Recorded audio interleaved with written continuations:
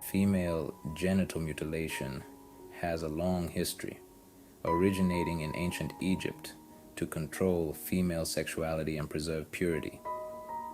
Over time, FGM spread across Africa, becoming part of rites of passage and traditional ceremonies.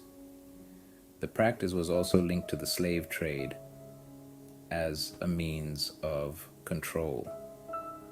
In some cultures, FGM ensures a girl's marriageability and social standing, while in others it is tied to cleanliness and beauty. Despite major religious institutions not endorsing it, religious justifications are sometimes invoked. FGM is often enforced by older women who have undergone the procedure themselves. The pressure to conform to social norms makes it difficult to challenge the practice. Education and awareness are crucial to breaking the cycle.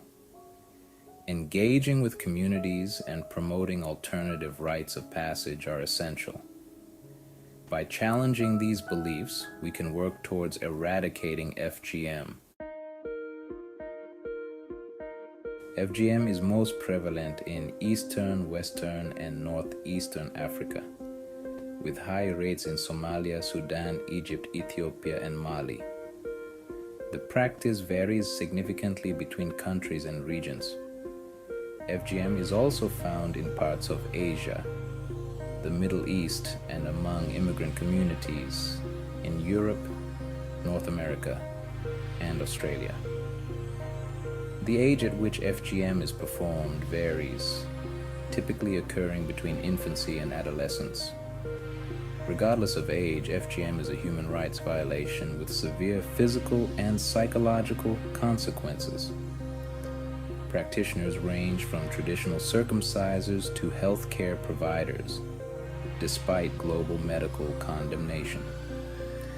The involvement of healthcare professionals in FGM is a serious ethical breach. International cooperation is needed to address this global issue. FGM involves altering or injuring female genitalia for non-medical reasons.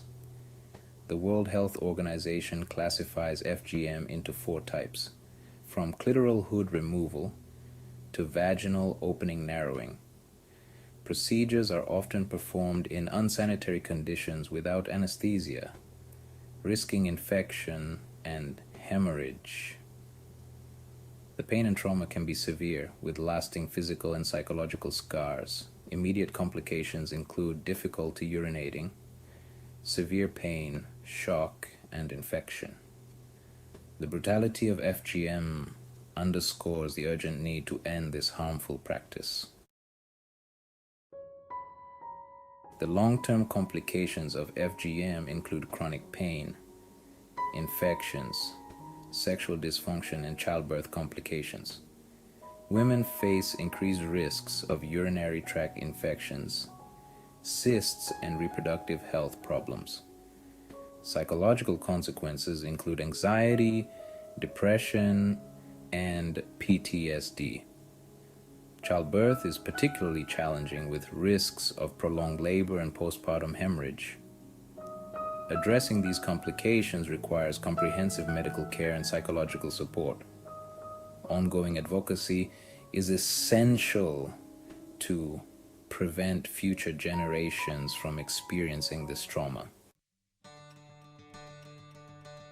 There is a growing global movement to eradicate FGM, with organizations like UNICEF, UNFPA, and WHO leading the charge.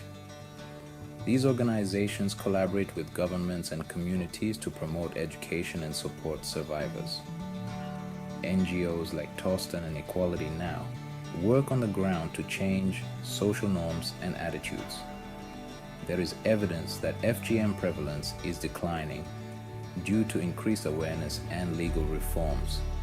Many countries have criminalized FGM and are strengthening law enforcement.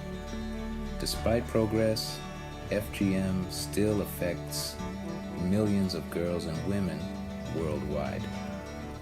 Sustained efforts are needed to address root causes and empower women and girls. Together, we can create a world where FGM is no longer a threat to future generations.